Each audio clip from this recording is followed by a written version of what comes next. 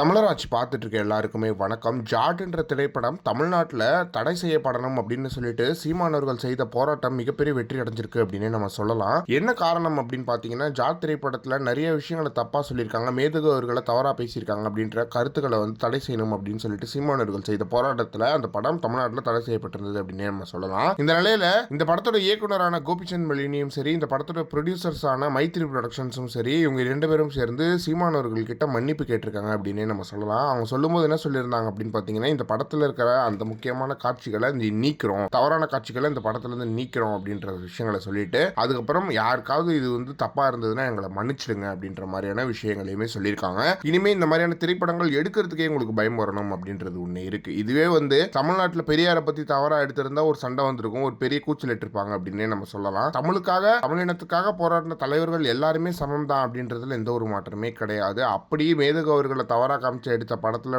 நீங்க தவறா பேசினாங்கன்னு சொல்லிட்டு அவரை நீங்க தடை செய்யலைன்னா என்ன அர்த்தம் அப்படின்றது தெரியல. எனவே சீமானவர்கள் யாரை பத்தி தவறா பேசணும், இப்ப பெரியாரை பத்தி தவறா பேசி படம் எடுத்தாலுமே சரி, அவர் சொல்லாத கருத்துக்களை சொல்லி படம் எடுத்தாலுமே சரி, சீமானவர்கள் அதை தடை செய்யணும்னு தான் சொல்லுவாரு. அதுதான் சீமானவர்களோட அரசியல். ஆனா நீங்க அப்படி இல்லையே அப்படின்றது ரொம்ப வருத்தப்படுகிறது எனக்கு அப்படின்றதுல எந்த ஒரு மாற்றமே கிடையாது. மொத்தத்துல நீங்க செய்யறத சீமானவர்கள் செய்ய மாட்டாரு. சீமானவர்கள் மறுபடியும் அவரோட மாச ப்ரூவ் பண்ணிட்டு இருக்காரு அப்படின்றதுலயுமே எந்த ஒரு மாற்றமே கிடையாது. எனவே இதை பத்தி நீங்க என்ன நினைக்கிறீங்க அப்படின்றத மறக்காம கமெண்ட் பாக்ஸ்ல சொல்லுங்க.